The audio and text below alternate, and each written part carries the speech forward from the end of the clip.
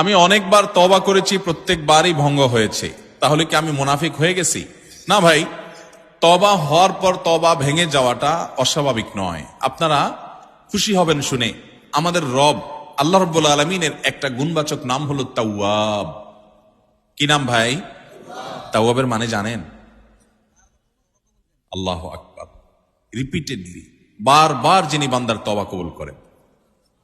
এই জন্য ভাই, একবার গুনাহ হয়ে গেছে, আল্লাহর কাছে তওবা করেছেন, চেষ্টা করছেন যে আর যেন না হয়, কিন্তু আবার শয়তান কাত করে ফেলে দিয়েছে, আবারও তওবা করে ফেলবেন এবং দুর্বল হবেন না। এখানে ইবলিস আপনাকে বলবে, তুই এতবার একই কাজ করে তওবা করছস আল্লাহর কাছে, আবার কোন মুখে তওবা করবি? থাক, বাদ দে। আপনার তওবা থেকে দূরে সরাবে। এটা হলো শয়তানের সবচেয়ে বড় অস্ত্র। কখনো নিরাশ হওয়া যাবে না।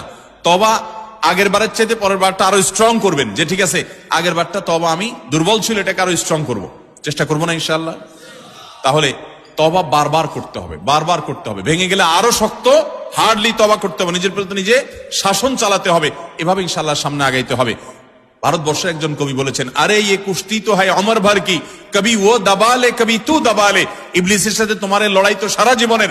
কখনো ইবলিস তোমাকে কাত করে ফেলে দিবে, তোমার দ্বারা গুনাহ করায় ফেলবে, আবার কখনো চোখের পানি ফেলে কেঁদে কেটে আল্লাহর কাছে একান্তে। ভাইরা, কিছু নির্জন সময় কাটানো দরকার। আমাদের কোনো নির্জন সময় নাই। নির্জন সময় হলে ওই মোবাইলে আমরা ঢুকে পড়ি, মোবাইল টোবাইল